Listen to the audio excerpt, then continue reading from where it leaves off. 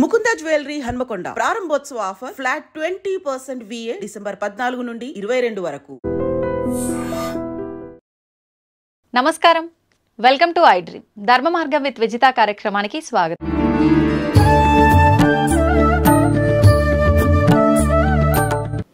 మీకు చెప్పే ఉంటాను, మళ్ళీ చెప్తాను. ఒక దేశంలో కొంచెము మంచి జ్ఞాని అయినా కానీ అప్పుడప్పుడు తిక్క ప్రశ్నలు వేసే రాజు ఒకడు ఉండేవాడంట. ఈ జనాలకందరికీ సభలో ఉండే వాళ్ళకు భయం, వీడు ఏ పొద్దు ఏ తిక్క ప్రశ్న వేస్తాడో, సమాధానం చెప్పకపోతే జైలు, కొరడా దెబ్బలు, రాజు ఏమనేకి లేదు. అట్ట బిక్కు బిక్కుమంటా అన్న ఒక దినము ఈయనకి తిక్క ప్రశ్నలు వేసే మూడు వచ్చింది. సభలో అందరూ జాగ్రత్తగా వినండి, నాకు 3 అనుమానాలు వచ్చాయి, దాన్ని తీర్చాల. వీళ్ళ గుండెల్లో రాయబడింది. వీడు ఏం అడగబోతాం, 3 ఒకటి కాదు, ఒకటి అడిగితేనే చెప్పలేము. అడగండి మహారాజా అన్నారు, ఇంకేం చేయలేక. దేవుడు ఎక్కడ ఉన్నాడు, దేవుడు ఎటువైపు చూస్తూ ఉంటాడు, నేను ఈ ప్రశ్న అడిగి మీరు సమాధానం చెప్పేటప్పుడు దేవుడు ఏమి చేస్తూ ఉంటాడు, ఈ 3టికి సమాధానాలు చెప్పండి. ఎవడు చెప్తాడు, పోయింది మన బతుకులు అయిపోయినాయి అనుకున్నాడు.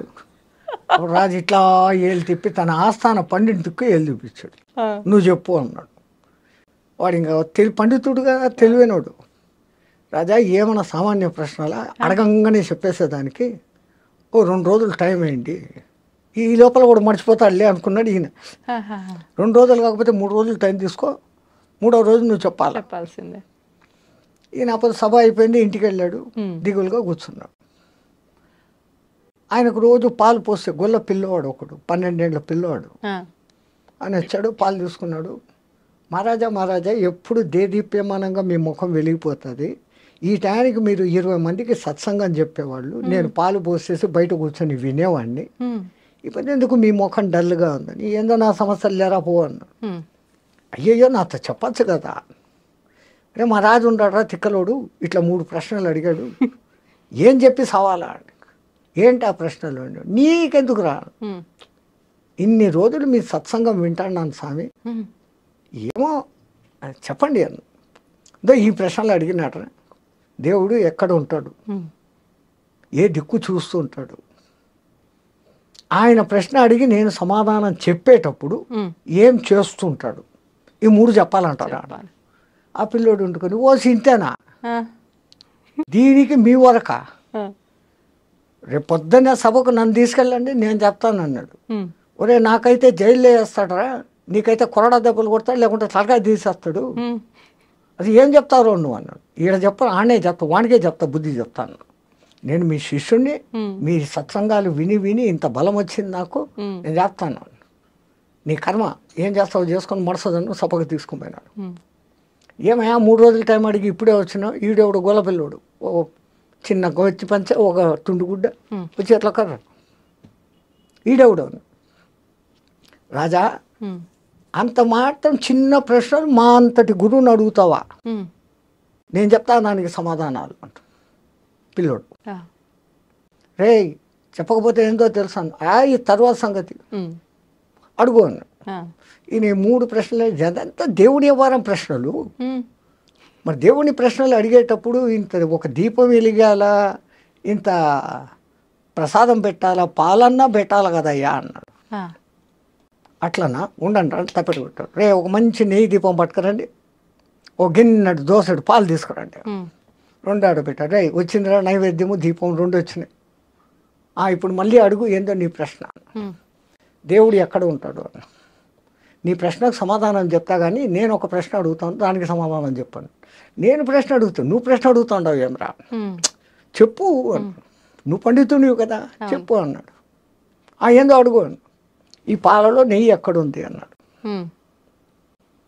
అంటే నువ్వు గొల్లోనివి నీకు తెలియదా, దాన్ని ముందు పెరుగు చేయాలా, ఆ పెరుగుని చిలకాల, వెన్న వస్తుంది, వెన్నను కరిగేయాల, నెయ్యి వస్తుంది. అంటే ఈ పాలలో నెయ్యి ఉంది కదా, ఉంది అన్న. ఏడుంది అన్నాడు. పాలంతా ఉందిరా అన్నాడు. అట్లే దేవుడు నెయ్యిలాగా పాలలాగా ఈ ప్రపంచం అంతా ఉన్నాడు. దేవుడు ఎక్కడ ఉన్నాడు అనే దానికి సమాధానం దొరికింది. రాజుగారి బుర్ర పనిచేసింది. ఓ అమ్మో ఇడు ఎవడో తక్కువడు కాదు. ఇంకా రెండో దొడుతున్నాను. దీనికి ఏం చెప్తాడు? దేవుడు ఏ దిక్కు చూస్తున్నాడు రా రాజా, ఇప్పుడు వెలిగించినామే ఈ దీపం, దీని కాంతి ఏ దిక్కు పోతుందో చెప్పు అన్నాడు. దీపపు కాంతి అన్ని దిక్కులా పోతుంది అన్నాడు. దేవుడు చూడని దిక్కు లేదు, అన్ని దిక్కులా చూస్తున్నాడు. ఇంకా ఈయనకి టెన్షన్ వచ్చేస్తుంది. అని ఇది ఎట్లా చెప్తాడు ఇప్పుడు? నేను ప్రశ్న అడిగేటప్పుడు నువ్వు ఏం చెప్తావో, నువ్వు సమాధానం చెప్పేటప్పుడు ఆయన ఏం చేస్తుంటాడో చెప్పాలా. మరి మూడో ప్రశ్న తెలుసు కదరా మళ్ళా చెప్పమంటావా అని. అదే నాకు ఒక అనుమానం, నువ్వు ఇంత గొప్ప పండితునివి, ఎక్కడైనా అడిగేవాడు కింద చెప్పేవాడు పైన ఉండాలి కదా, నీకు ఆ జ్ఞానం లేదా అన్నాడు. అట్లనా అనేసి పీట వేసుకొని ఈయన కింద కూర్చొని రా సింహాసనం ఎక్కువ పైన కూర్చొని చెప్పు అన్నాడు. ఈడు సింహాసనం మీద గొల్లోడు కూర్చున్నాడు. ఇప్పుడు చెప్పు ఏందో ఆ ప్రశ్న అన్నాడు. మళ్ళా అడుగుతావు ఏందిరా? నేను ఈ ప్రశ్న అడుగుతున్నప్పుడు నువ్వు సమాధానం చెప్పేటప్పుడు దేవుడు ఏం చేస్తున్నాడు? ఇదే చేస్తుంటాడు. గొల్లోని సింహాసనం ఎక్కించినాడు, రాజుని నేల మీద కూర్చోబెట్టినాడు. అసలు దాంట్లో మర్మం ఏమంటే, చంచలమైన ఈ మనస్సులోకి గురుమంత్రం అనే పెరుగు వేసినప్పుడు అది చంచలత్వం పోయి స్థిరమవుతుంది. ఆ స్థిరమైన స్థితిలో నీ తపన అనే కవ్వం వేసి చిలికినప్పుడు అది వెన్నగా మారుతుంది. ఈ తపన తపస్సుగా మారినప్పుడు ఆ వెన్న కరిగి నెయ్యి అవుతుంది. ఈ నెయ్యి కరిగి ఇంకోటి అయ్యేది ఛాన్స్ లేదు. బూడిద నెయ్యి రెండు ఒకటే. బూడిదను మీరు ఎన్నిసార్లు కాల్చినా అది ఇంకో రూపు ధరించదు. నెయ్యిని ఇంకా ఎన్నిసార్లు కాల్చినా అది ఇంకో రూపు ధరించదు. చివరికి నెయ్యిగా మారిపోవడం, ఒక స్థిరత్వాన్ని పొందడం. పాలలో స్థిరత్వం లేదు, అది పెరుగు అవుతుంది. పెరుగు పెరుగులో నుంచి వెన్న వస్తుంది. వెన్న కరిగి నెయ్యి అయినాక ఇంకేమీ లేదు. అది దాని అర్థం. అట్లాగానే దీపం ఏ దిక్కు చూస్తుంది అన్నాడు. అసలు ముందు దీపం ఏంటి? చంచలమైన మనస్సుని స్థిరంగా పెట్టి దాంట్లో భక్తి అనే నూనె పోసి గురువు ఇచ్చిన మంత్రం అనే ఒత్తి వేసి నువ్వు తప్పించినప్పుడు ఆరణిలో మంటలాగా పుట్టి ఆ జ్యోతి వెలుగుతుంది. అది మనలో పుట్టే జ్ఞానజ్యోతి. అందుకని మన పూర్వీకులు నీలో జ్ఞానజ్యోతి వెలగాలంటే ముందు భక్తి ఉండాలి.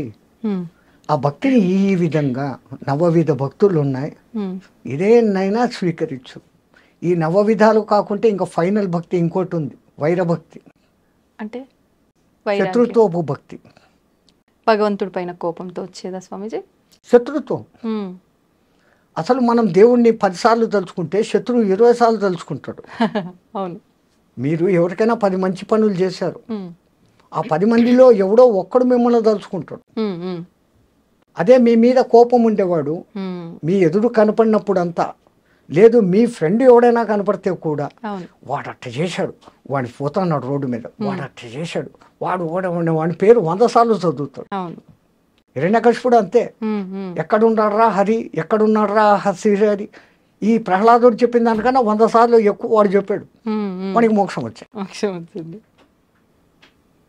అనన్య భావంతో భగవత్ చింతనం, ప్రతిఫలాక్ష లేపకుండా దేవుని చింతనం అంతవరకే చేయాలి. కానీ లాభాల కోసము ఫలితాల కోసము మనం దేవుణ్ణి చింతన చేస్తాను.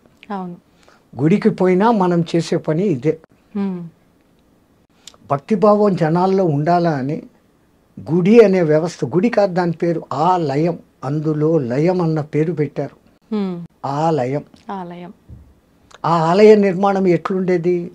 పెద్ద గాలిగోపురం ఉండేది, లోపలికి వచ్చినాక బలిపీఠం ఉండేది, ధ్వజస్తంభం ఉండేది, ఆ తర్వాత సంగీత మండపం ఉండేది, దాని తర్వాత నృత్య మండపం ఉండేది, ఆ తర్వాత దర్శన మండపం ఉండేది, ఆ తర్వాత గర్భగృహం అనేది ఉండేది.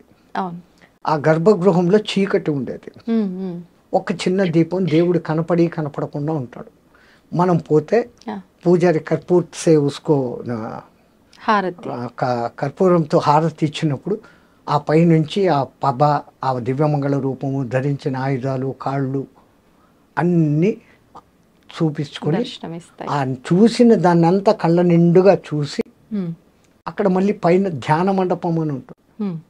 అక్కడ కాసేపు కూర్చొని ధ్యానించుకో, నువ్వు చూసిన దాన్ని ధ్యానించుకొని మన పెద్దోళ్ళు ఇంత గొప్ప వ్యవస్థ పెట్టినారు. అంటే భగవంతుని దర్శనం తర్వాత కాసేపు గుళ్ళో కూర్చోవాలి అనడానికి అర్థం ఇదేనా స్వామిజీ? అయితే నువ్వు కన్నారా ఏమి చూసినావు, అవును, ఏ ఆయుధాలకు ఏ అర్థము, ఎందుకు ఆమె ఆయుధాలు ధరించింది, ఆమె అతడు ఆయన. విష్ణువు అయితే శంకు చక్రాలు ఉంటాయి, ప్రధానంగా ముందు ఆ రెండు కనపడతాయి. శం ఖం, శుభకరమైన ఆకాశం. ఖం అంటే ఆకాశం, శం అంటే శుభకరం, ఖం అంటే ఆకాశం, మంచి ఆకాశం. ఓకే, ఆ భావనతో నీకు చూసినప్పుడు ఆ దేవుని యొక్క సుదర్శనం, మంచి దర్శనం అవుతుంది. సుదర్శనం చక్రం కాదు, సుదర్శనం. దర్శనం.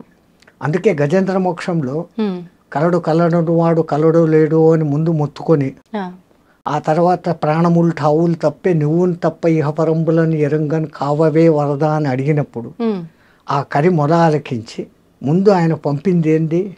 సుదర్శనం. దానికి ముందు వీనికి దుష్ట దర్శనం. నేను ఆ భార్యలు చూస్తుండారు, నేను రాజును, డామ్ డూమ్ అని ఎగిరినాడు. సుదర్శనమైనప్పుడు జరిగింది, దాని పేరు సుదర్శనం. అట్లాంటి భావనతో నువ్వు చూసి ఆ భావనలన్నీ అనుకొని అక్కడ కూర్చోరాలి. ఇంత గొప్ప వ్యవస్థ పెట్టారు. మనమంతా ఆలయాలకు పోతున్నాం. అన్నిటికన్నా మన పెద్దోళ్ళు చెప్పింది, ఆలయం బయటనే చెప్పులు వదిలిపో. ఆ చెప్పులు వదలడంలో వాళ్ళ అర్థం ఏంటి? ఆ చెప్పులు నువ్వు వదిలేసినట్లు నేను కలెక్టరు, నేను ఆడ, నేను మగ, నేను బ్రాహ్మణ్, నేను క్షత్రియ, నేను వైశ్య, ఇవన్నీ ఏది కాదురా. నేను జీవాత్మ, నువ్వు పరమాత్మ, నీలో లయం అయ్యేదానికి, నాలో ఉన్న దుర్గుణాలను బలి ఇచ్చేదానికి, నాలో ఉన్న సద్గుణాలను ధ్వజస్తంభంలాగా నిలిపేదానికి ఇక్కడికి వచ్చాను అన్న భావనతో నువ్వు పోవాలా అని మన పెద్దోళ్ళు చెప్పులు బయట వదలమన్నా. ఓకే, ఇన్ని అర్థాలతో పెడితే మనం ఏం చేస్తున్నాం? చెప్పులేమో బయట వదులుతున్నాం. చెప్పారు కదా పెద్దోళ్ళు, చెప్పులు బయట వదులుతాం. చెప్పులు వదిలిపెట్టి గర్భగుడిలో పోయి దర్శనం చేసుకొని ధ్యానం చేసేదానికి ఒక్క నిమిషం అటు కూర్చొని లేచి మళ్ళీ బయటకు వస్తాం. ఇంత చేసే ఈ టైంలో మనకు తెలియకుండానే ఒక కొత్త మంత్రం చెప్పిస్తాం. అది ఎవడూ చెప్పడు, ఆ మంత్రం మనకే వచ్చేస్తుంది. ఏంటి స్వామిజీ? బయట వదిలిన చెప్పులు ఉంటాయో పోయి కొత్త చెప్పులు మననే కొనుక్కున్నా. అదే కదా ఈ తిప్పలే. అవును, మళ్ళా వాడు అక్కడ 2 రూపాయలు అడుగుతాడే అని ఆడిచ్చాం. అవును, ఎన్నో గుర్తుగా బండ కింద చెట్టు కింద దాపెడతాం. ఆ దిక్మాల 2 రూపాయలు వాడికి కూడా ఇచ్చేది బుద్ధిలే. అవును, ఇంత ఈ బుద్ధులు పెట్టుకుని వాడి దగ్గరికి పోయి మళ్ళీ ఆడ వాడిని రికమెండేషన్లు అడగడాలు.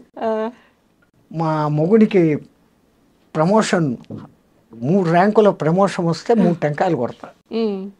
కొంపదీసి 2 ర్యాంకులు వచ్చినాయి అనుకో, 2 టెంకాయలు. 1 ర్యాంకు వచ్చింది అనుకో, 1 టెంకాయ. ర్యాంకు రాలేదు అనుకో, అసలు టెంకాయ కొట్టాం. ఈ డిమాండ్ చేయడం అనేది కరెక్టే అంటారా స్వామీజీ? మనమంతా ఒక 10 రూపాయలు టెంకాయ కొట్టేసి 50 లక్షలు మారుతి కారు ఇంటి దగ్గర ఉండాలని కోరుకునే రకాలు. అవును, వానికి ఎప్పుడు ఇవ్వాలా, ఎక్కడ ఇవ్వాలా, ఎంత ఇవ్వాలా, ఎప్పుడు ఇవ్వాలా, నీ కర్మని బట్టి ఏది ఎప్పుడు రావాలా ఖచ్చితంగా తెలుసు. వాడు ఇచ్చేది ఇస్తాడు. అడిగితే దొరికేది ఇంతేనమ్మా, అడగకుంటే ఇంత దొరుకుతుంది. ఎవరో ఒక గురువు గారు ఒక ఊరికి వెళ్తూ పర్సు పోగొట్టేసుకున్నారు. ఈ ఊర్లో ఎవరిని అడగాల? ఆయన గొప్ప గురువు, పేరు ప్రతిష్టలు ఉన్నాయి, మానం ఉంది, అభిమానం ఉంది. ఎవడైనా నా ఒక శిష్యుడు కనపడితే వాడిని అడగవచ్చు, అర్హుడు కదా అనుకొని చూస్తా పోతున్నాడు. ఆయనకు దూరంలో నిజంగానే ఆయన శిష్యుడు ఒకడు కనపడ్డాడు. అయ్యో మా గురువు గారు వస్తా ఉండారు, ఆయనకి ఏదైనా దక్షిణ ఇస్తే బాగుంటుంది అని ఆయన దగ్గర ఉన్న పెద్ద నోట్ల కట్టలో నుంచి 10-100 రూపాయలు తీసి పక్కన పెట్టి పైజోబులో పెట్టుకున్నాడు రెడీగా.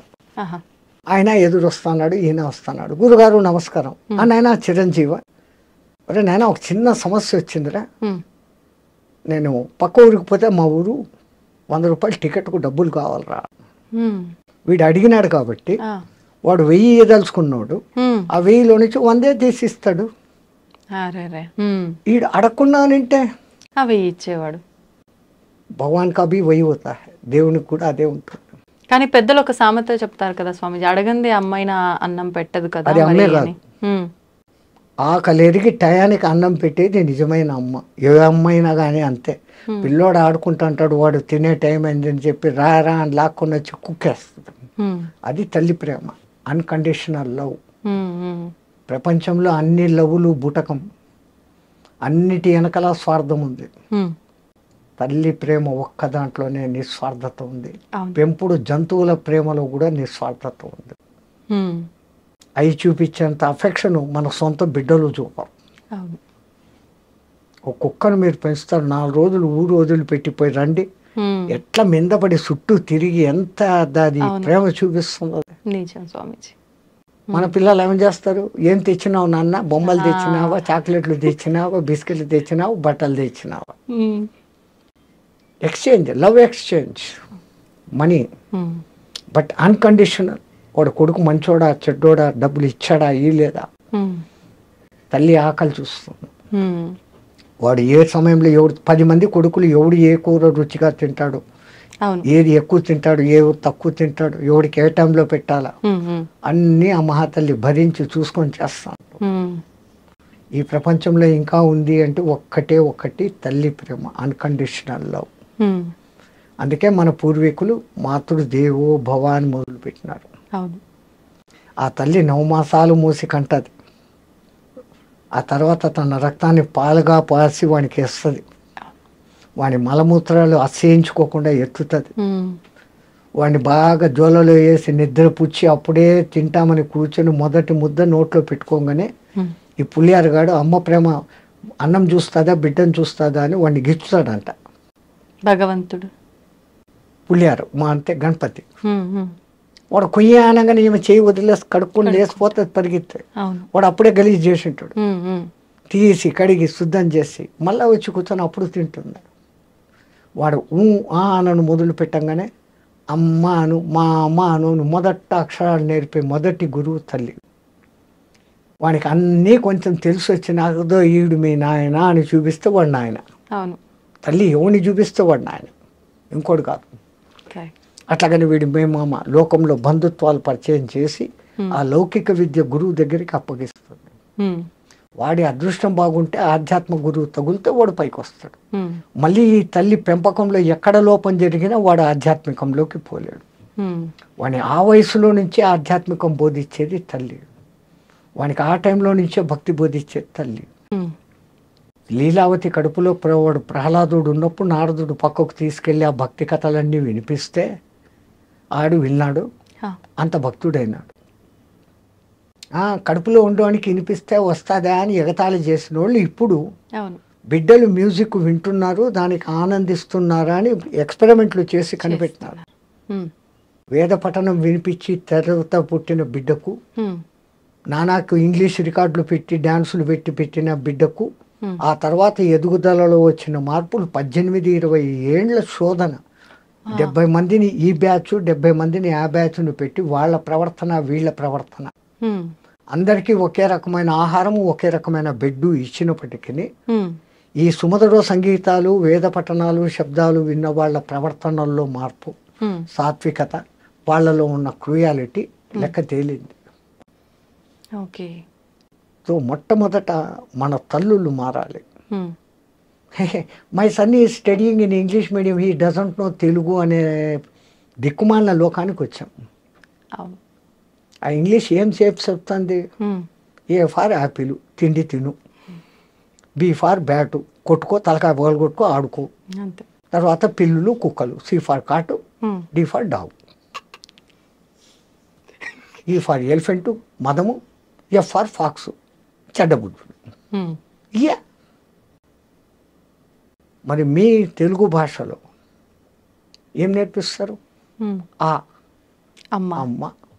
వాడు అప్పుడప్పుడే స్కూల్కి పోయేవాడు, అమ్మ నుంచి దూరంగా. అమ్మ పేరు వినగానే వాడి మనసు ఎంత ఆనందిస్తుంది. ఆ తర్వాత ఆవు, ఈ ఇల్లు, ఈశ్వరుడు. అదే వచ్చింది పుస్తకాల్లో మార్పు. అంటే విద్యా వ్యవస్థ ఈశ్వరుడు లేదు, విద్యా వ్యవస్థ ధ్వంసం. వాళ్ళకు నేర్పించాల్సింది గణపతి మంత్రము, ఇట్లాంటివి. ఓకే. కాకపోతే ఇది లౌకికము అనే దిక్కుమాల ప్రజాప్రభుత్వం ఏర్పడి ఆ ఇతర మతాలు వాళ్ళ భాషల్లో పడి మేము అది చదవం, మేము ఇది చేయం. వందే మాత్రం పాడేదానికే పెద్ద యుద్ధం చేస్తుంటారు. జనగణమన పాడమంటే అది మేము పాడమంటూ ఉంటారు. ఇక్కడ ఇది మత వ్యవస్థ కాదు, నీకు సరైన విద్య.